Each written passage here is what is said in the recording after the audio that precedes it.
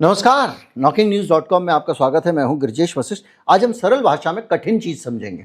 क्या कठिन चीज? हमारा जीवन आने वाले समय में कितना कठिन होने वाला है, महीने 2 महीने के बाद हमारी हालत क्या होने वाली है, हमारी स्थिति क्या होने वाली है, हम किस जगह खड़े होंगे, ये इस वीडियो में हम समझेंगे।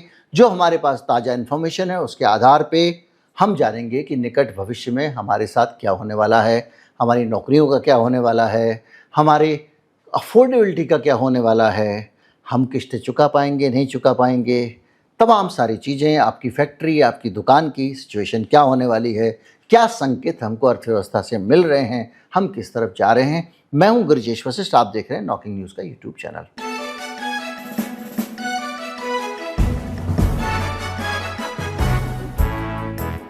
किसी भी भले आदमी का फर्ज बनता है कि जब हालात ख़राब हों तो ज़्यादा पैनिक ना फैलाए। इसलिए मैं आपके सामने एक संतुलित स्थिति रखने की कोशिश करूंगा, लेकिन ज़बरदस्ती संतुलन नहीं बनाऊंगा।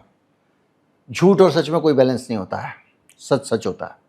तो मैं आपको ये बताने की कोशिश करूंगा कि हमारे देश में अभी की हालत क्या हो रही है। कुछ रिपोर्ट्स हैं, उन रिपोर्ट्स को हम समझते हैं। रिपोर्ट्स को समझने से पहले हम समझ लेते हैं 3 कंसेप्ट। वो कंसेप्ट क्या है? महंगाई, मंदी और स्टैगफ्लेशन।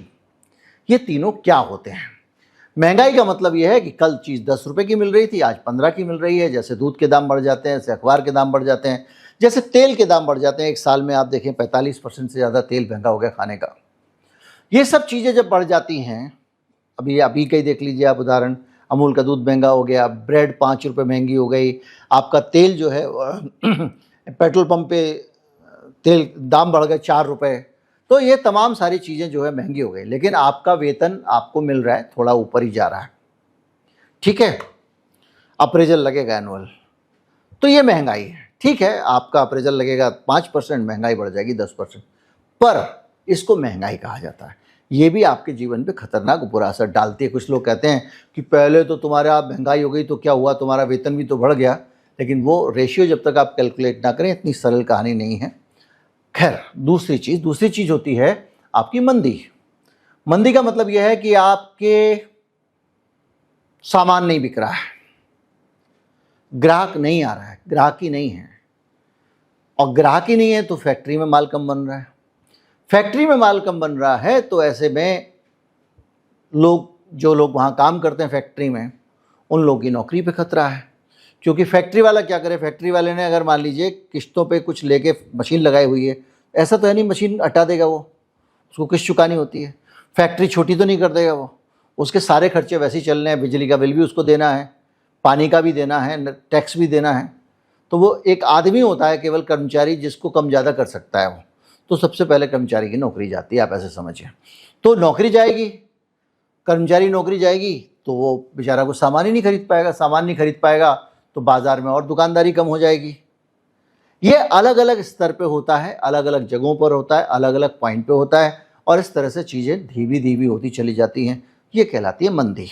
यानी आपकी नौकरी भी खतरे में है, आपको महंगाई भी जो है वो आप अफोर्ड नहीं कर पा रहे हैं, और उसके चक्कर में महंगाई बढ़ती नहीं है मंडी में। मंदी में होता ये है कि डिमांड कम हो गई, कुछ हो गया, तो चीज़ें फिर भी सस्ती होती चली जाती हैं, और उसको मैनेज करने के लिए घाटा हो जाएगा, माल ना बिकेगा, थोड़ा दाम कम कर देता है दुकानदार।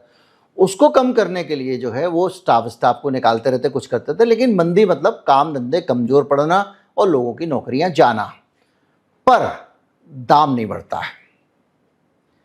तीसरी सिचुएशन है स्टैगफ्लेशन, सबसे खतरनाक। इसके अंदर क्या है? दाम बढ़ रहा है और कमाई भी कम हो रही है, ग्रोथ भी कम हो रही है, दाम भी बढ़ रहा है। और ये सिचुएशन सबसे मारक होती है, क्योंकि आपका इधर दाम बढ़ता जाएगा, तनख्वाह बढ़ेगी नहीं, आपकी नौकरी खतरे में रहेगी, फैक्ट्री वाले की फैक्ट्री नहीं चलेगी, दुकान वाले की दुकान नहीं चलेगी, दाम बढ़ता रहेगा, जैसी सिचुएशन आप आजकल देख रहे हैं। तो ये तीनों चीज़ें हैं। अब हम आते हैं उस एक रिपोर्ट पे जो हमको इसके बारे में काफ़ी जानकारी देती है। सबसे पहले हमारी अफोर्डेबिलिटी को लेकर, तो एफएमसीजी की हालत क्या है उसको लेकर एक कंप्लीट रिपोर्ट आई है द मिंट अखबार में। मिंट जो है हिंदुस्तान टाइम्स ग्रुप का फाइनेंशियल अखबार है, बेहतरीन स्टैंडर्ड उसका फाइनेंशियल रिपोर्टिंग के लिए, एनालिसिस के लिए माना जाता है। मिंट ने लिखा है कि भारत का एफएमसीजी सेक्टर और कंपनियां भयंकर दबाव में हैं। एफएमसीजी सेक्टर और कंपनियां कौन सी हो गई? हिंदुस्तान लीवर हो गया और आईटीसी हो गया, या और इस तरह की कंपनियां। मतलब एफएमसीजी क्या? फास्ट मूविंग कंज्यूमर गुड्स, रोज़मर्रा में इस्तेमाल करने वाली चीज़ें, तेल, शैम्पू, साबुन और वगैरह, दूध वगैरह, ये सब चीज़ें जो मतलब हम रोज़ इस्तेमाल करते हैं, टूथपेस्ट फूथपेस्ट तमाम, जो कि ग्रोसरी की शॉप पे आपको मिलता है सामान। अब ये चीज़ें जो हैं, इसको बनाने वाली कंपनियां टेंशन में हैं। क्यों टेंशन में है? उनको ये लग रहा है कि हर चीज़ हो गई महंगी। कैसे महंगी हो गई? उनका जो सामान बनता है वो कहाँ से आता है? उनके सामान जिसमें पैकेजिंग होती है, शैम्पू है तो बॉटल में पैक होगा, अगर आपका जो है टूथपेस्ट है तो वो ट्यूब में पैक होगा। तो जिन जिन चीज़ों में पैकिंग होती है वो सारी चीज़ें वहीं से आती हैं जहाँ रोक लगी हुई है डबल डबल, ईरान की भी और अमेरिका की भी, स्ट्रेट ऑफ हॉर्मुज। तो उसका दाम बढ़ गया, लागत बढ़ी उनकी। इसके अलावा वो जो फैक्ट्री में रॉ मटेरियल बनाते हैं, वो रॉ मटेरियल भी जब पहुंचेगा महंगा पहुंचेगा, क्योंकि तेल महंगा हो गया। फैक्ट्री में भट्टी चलेगी, फर्नेस चलेगी, उसमें फर्नेस ऑयल लगेगा, या फिर उसमें एलपीजी लगेगी, या सीएनजी लगेगी, या डीजल लगेगा। वो सारे के सारे जो हैं उसका दाम भी बढ़ गया। यानी हर चीज़ की लागत इनकी बढ़ती जा रही है। और जब पूरा माल बन जाएगा तो उसके बाद में वो आपके पड़ोस की दुकान तक भेजेगा तो वो भी दाम बढ़ गया। उनका जो आदमी डिस्ट्रीब्यूटर पड़ोस की दुकान तक लाता है, वहाँ से डिस्ट्रीब्यूटर के यहाँ से, तो वो उसका दाम भी बढ़ गया। तो मतलब ये सारी तरफ से दाम बढ़ गया। दाम बढ़ गया मतलब अभी दाम तो नहीं बढ़ा है। आप कहोगे उसकी वजह ये है कि हमारी होलसेल जो महंगाई है उसकी दर तो काफ़ी तो हो ये रहा है कि जो दाम नहीं बढ़ा है वो इन कंपनियों का कहना है इसलिए नहीं बढ़ा है क्योंकि हमारे पास दो तरह का स्टॉक है जिससे हमारे सफाई हो रही है। जैसे कि एक तो इनके पास इन्वेंट्री है, जो स्टॉक पड़ा हुआ है पुराना, वो उसी रेट का है तो वो निकल जा रहा है, पहली चीज़। दूसरा, बफर स्टॉक। कंपनियां अपने पास में इंतज़ाम रखती हैं कि कल के दिन मान लो पार्ले जी या मेलोडी बाज़ार में ख़त्म हो गई और किसी वजह से आपकी फैक्ट्री से उतनी मेलोडी नहीं बन पाई, तो अगर दुकानदार ने मेलोडी नहीं रखी और दूसरे आदमी ने कोई दूसरी कंपनी की दवा वो उठा ली, चॉकलेट या टॉफ़ी, उसको उसका स्वाद अच्छा लग गया तो मेलोडी के ग्राहक कट जाएंगे। इसलिए इन्वेंट्री में मेरी चॉकलेट रहनी चाहिए, मेरी टॉफ़ी रहनी चाहिए। तो ये लोग उसके लिए बफर स्टॉक रखते हैं। बफर स्टॉक अलग से स्टॉक है जो किसी भी तरह से जो चेन है सप्लाई की उसको नहीं टूटने देता। तो कह रहे हैं जो बफर स्टॉक है वो भी पुराने रेट का है। तो जब तक ये है तब तक दाम कम है, उसके बाद में महंगाई हो गई है, मतलब हम तक नहीं पहुंची है। होलसेल इन्फ्लेशन बढ़ गया, अभी रिटेल वाला बढ़ना बाकी है। अब इससे आगे हम देखते हैं। जब वो माल हमारे पास आएगा तो इन कंपनियों की टेंशन क्या है? इनकी टेंशन ये है कि जब हमारे माल का दाम 10-15%, 20% बढ़ने वाला है, ऐसी सिचुएशन में हमारे माल की डिमांड कम हो जाएगी। क्योंकि आज मेरे पास में अगर पैसे उतने ही हैं, महंगाई बढ़ गई है, दूध महंगा हो गया, तो मैं कहूँगा भाई एक काम करते हैं, अब जब ख़त्म हो जाए तभी दूध मंगाना, दूधिये को मत बांधो। कई बार दूध बच जाता है, कई बार हमको खपाना मुश्किल हो जाता है, ज़बरदस्ती पीना पड़ता है, दही जमाना पड़ता है। तो बोले ठीक है, हम उसको जब ख़त्म होगा तभी हम दूध लेंगे, हम ऐसे नहीं करते हैं कि हम, ठीक है, इस तरह की चीज़ें। फिर हम जो लोग बाहर जाके खाना खाते हैं वो नहीं खाएंगे। तो ये एफएमसीजी वालों की जो 2-3 आपत्तियां हैं, जो डर है उनको ये है कि लोग बड़े की जगह छोटा पैकेट खरीदेंगे, अच्छे स्टैंडर्ड कंपनी की जगह सस्ते वाले ब्रांड खरीदेंगे, बड़े ब्रांड की जगह। इस तरह से करने से कुल मिला के इनकी कंपनी के पास जनता से जो पैसा आता है वो कम आएगा। ये एनालिसिस है। पैसा कम आएगा तो वो पैसा आगे भी कम ही खर्च कर पाएंगे क्योंकि प्रॉफिट भी घट जाएंगे। ऐसा तो है नहीं कि बात पीछे से 4 रुपये लागत बढ़ी तो 4 रुपये दाम बढ़ा दें, पब्लिक भाग जाएगी, नहीं लेगी। तो क्या करते हैं, थोड़ा बढ़ाते हैं, थोड़ा कुछ झेलते हैं, थोड़ा कॉस्ट कटिंग करते हैं, 4 कर्मचारियों को नौकरी से निकाल दो ताकि महंगा ना हो। तो वो जो पूरी सिचुएशन बनेगी एफएमसीजी की, उसके हिसाब से मेरी आपकी ज़िंदगी में क्या हुआ, मेरी आपकी ज़िंदगी में ज़्यादातर सामान तो वो एफएमसीजी वाला ही है। वो गांव में रहने वाला आदमी भी माचिस तो लेता है, दिया सलाई मोमबत्ती तो लेता है, ब्रश तो लेता है, पेस्ट तो लेता है, आ गया लपेट में। हम सब भी लपेटे में आ गए। तो ये जो सिचुएशन है इसको मंदी कहा जा रहा है, क्योंकि चीज़ों की बिक्री कम हो रही है। अब इस मंदी के अंदर और लोग निकलते जाएंगे। अब यहाँ पे दिक्कत क्या है कि जो मंदी हो रही है उस मंदी के साथ साथ महंगाई भी बढ़ रही है। मैंने आपको बताया था कि जब मंदी होती है तो उसके साथ में क्या होता है कि जब माल नहीं बिक रहा है, कुछ नहीं हो रहा है, तो दुकानदार कम में माल निकाल देता है, कम मुनाफा कमा लेता है, तो महंगाई कम होती है। लेकिन ये जब सिचुएशन हो जाए कि महंगाई बढ़े जा रही है, क्योंकि इसके पीछे फैक्टर पॉलिसी, सरकार की पॉलिसी के इशू हैं, सरकार ने टैक्स बढ़ा दिया। इसके अलावा आपके इशू ऐसे हैं कि आपका जो इंपोर्ट आ रहा है बाहर से वही महंगा आ रहा है, फिर आपका रुपया धड़ाम से गिर गया, वो और महंगा हो गया। यानी महंगाई आपके हाथ में नहीं है। अभी मानसून गड़बड़ हो जाएगा तो फिर और आपकी महंगाई आपके हाथ में रहेगी नहीं रहेगी।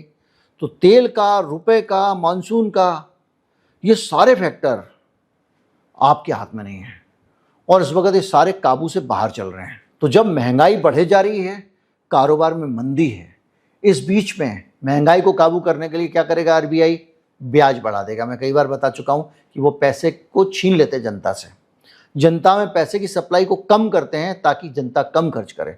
कम खर्च करेंगे महंगाई रोकने के लिए तो मंदी बढ़ जाएगी। ब्याज सस्ता करेंगे, जिसके चांसेस अभी नहीं दिख रहे हैं, लेकिन करते हैं अगर ये हाइपोथेटिकल सिचुएशन, तो यहां पर इनको सस्ता ब्याज मिल जाएगा, इनकी सेल बढ़ जाएगी, फिर महंगाई और बढ़ जाएगी। तो ये बड़ी ट्रिकी सिचुएशन, खतरनाक सिचुएशन है, इसको झेलना मुश्किल होता है। तो जो सिचुएशन आ रही है उसमें क्या होने वाला, आप इस चीज़ को अच्छी तरह से समझें। एक तो चीज़ें सारी महंगी होने वाली ही हैं। जब चीज़ें महंगी होंगी हम अफोर्ड नहीं कर पाएंगे, अफोर्ड नहीं कर पाएंगे तो कम चीज़ें खरीदेंगे, कम चीज़ें खरीदेंगे तो फैक्ट्रियों पे बुरा असर पड़ेगा। फैक्ट्रियों पे जब बुरा असर पड़ेगा तो वो जो फैक्ट्री वाला है वो ये कहेगा कि भाई मेरा खर्चा 10,000 रुपये महीने का है, मेरी आमदनी हो रही है 8,000 रुपये की, ऐसी हालत में मैं क्या करूं? फैक्ट्री में जिसने पैसा इन्वेस्ट किया है, जो बोर्ड ऑफ डायरेक्टर है, वो अलग अपने तुर्रम में रहते हैं, भैया मैं नहीं जानता, मेरे को 10% के हिसाब से हर साल चाहिए वरना मैं पैसा निकाल लूंगा। उसका भी उनको ख्याल रखना पड़ता है। सिर्फ एक आदमी बचता है जिसका कोई खैरख्वाह नहीं है, सरकार भी नहीं, वो कर्मचारी। तो किस्त तो भरेगा ही भरेगा। जो मेंटेनेंस है नगर निगम टैक्स लेके चली जाएगी, उसकी सब चीज़ को भरनी है, जो नहीं भरेगा उसी पे पेनल्टी, लोन नहीं देगा पेनल्टी। इन्वेस्टर बोल रहा भैया मैं नहीं जानता, मुझे तो मुनाफा चाहिए वरना मैं तो बेच दूंगा शेयर अपने, मुझे नहीं तुम्हारी कंपनी में स्टेक रखना, उसका भी ख्याल। तो बचा कौन है? कर्मचारी। कर्मचारी जाएंगे तो उनकी नौकरियां जाएंगी, तो कुल मिला के नौकरी पे खतरा आने वाला है। और ये आता है, हर मंदी में आता है, 2008 में हमने देखा है, कोविड के दौरान भी हमने देखा है। तो जो सिचुएशन बन रही है वो बहुत अच्छी दिखाई नहीं दे रही है। हमारे लिए महंगाई बहुत बड़ा खतरा होने वाली है और थोड़ी बहुत नहीं, जम के महंगाई बढ़ने वाली है। अगर युद्ध लंबा खिंच गया तो बहुत ही ज़्यादा। दूसरा, हमारे यहाँ पे जो दिक्कत होने वाली है वो होने वाली है रोज़गार की दिक्कत, बड़ी दिक्कत। जो लोग नौकरी कर रहे हैं उनकी नौकरियाँ खतरे में होंगी और नई भर्तियाँ होंगी नहीं। बेरोज़गारी पहले ही बहुत ज़्यादा बढ़ी पड़ी है और तमाम सारी आप देख ही रहे हैं। और इस सब चीज़ों के बीच में जब दुकानदार का काम नहीं चलेगा, फैक्ट्री का काम नहीं चलेगा, कर्मचारी बेरोज़गार हो जाएंगे और लोगों के पास पैसे नहीं होंगे, और बेरोज़गारी और मंदी का जब सेंटीमेंट आता है तो लोग वैसे ही पैसे खर्च करना, लोग रोक लेते हैं खर्चा। अभी मुझे पता चला मेरे पास पैसे हैं और मुझे पता चलेगा कि कुछ समय बाद यार जो है ये मंदी आ सकती है, तो अभी कहीं लगाओ नहीं, मैंने पता चला फ्लैट में लगा दिया पैसा, इन्वेस्ट कर दिया, अब फंस गए मेरे पैसे, निकल नहीं पा रहे हैं, तो मैं क्या करूँगा? होल्ड करके रखूँगा पैसे को। तो पैसे की मूवमेंट और कम हो जाती है, उस और मंदी आ जाती है। तो कुल मिला के जो सिचुएशन है एग्जैक्टली यही है। और इस सिचुएशन के पीछे जो मैं एनालिसिस आपको दे रहा हूँ उसके पीछे बहुत सारी संस्थाएं जो चेतावनी दे रही हैं उनको मैं शामिल करके देख रहा हूँ, जैसे MUFG, standard chartered, S&P global rating, ये सारी चीज़ें, इन सब को लेके FMCG को जो मॉनिटर करने वाले लोग हैं उन सब को लेके उनकी जानकारी के आधार पर मैं आपके सामने ये सीन रख रहा हूँ। कोई ऐलान नहीं हुआ है मंदी का। ऐलान क्या? मंदी अमेरिका में मंदी होती है 1% आपका जो है वो ग्रोथ, यानी पिछली बार जो GDP आई थी उससे नई GDP जो आएगी, यानी हमारा जो टोटल देश का उत्पादन है, GDP उसी को कहते हैं, मतलब जितना सामान बनाया सबने मिलके घर में, और मिलके इकट्ठा होके रोटी भी, ये भी, जो मतलब जो कुल मिला के जो फैक्ट्री में प्रोडक्शन हुआ वो सारा प्रोडक्शन पूरे देश का जो है वो बढ़ना चाहिए। जैसे पहले 100 का हुआ था तो 4% की रेट से बढ़े, 3% की रेट के बढ़े, 8% की रेट से बढ़े। अमेरिका में अगर वो माइनस में चला गया बढ़ना तो मंदी होती है, और भारत में 4-5%, 5-6% पे भी मंदी मानी जाती है। विकासशील देशों में 6% ग्रोथ रेट भी है तो भी मंदी है। जीडीपी 6% की रफ्तार से बढ़ रही है तो भी मंदी है। तो अभी कुल मिला के सिचुएशन जो है वो आपके सामने है। हम लोग करीब करीब मंदी जैसे हालात के बीच में हैं। ऐलान हम नहीं कर सकते क्योंकि 2 क्वार्टर का ज़ीरो और माइनस का रिजल्ट हमारे पास में नहीं है। पर ये 5-6% वाला फार्मूला जो अर्थशास्त्री मानते हैं उनके हिसाब से आप मंदी के बहुत दहाने पे खड़े हुए हैं, मुहाने पे खड़े हुए हैं। बाकी जीडीपी का डाटा वाटा सरकार इधर उधर जो करती है उसको अगर अकोमोडेट कर लें तो पता नहीं क्या हाल है। और वो हाल हमको दिख रहा होगा। मैं आसपास पड़ोस की दुकान वालों से पूछोगे, काम धंधा किसी का चल नहीं रहा है, घाटे में लोग चल रहे हैं। उम्मीद करता हूं कि इस वीडियो से आपको एक जानकारी मिलेगी, आपकी लाइफ को बेटर प्लान करने में मदद मिलेगी। आपको समझ में आएगा हाँ भाई ठीक है, एफएमसीजी महंगा होने वाला है, अभी जो माल है स्टॉक वाला वही माल सस्ते में है, तो हो सकता है आप दो डब्बे खरीद के रख लें, लेकिन बहुत ज़्यादा जमाखोरी तो आप करेंगे नहीं। नमस्कार, जय हिंद।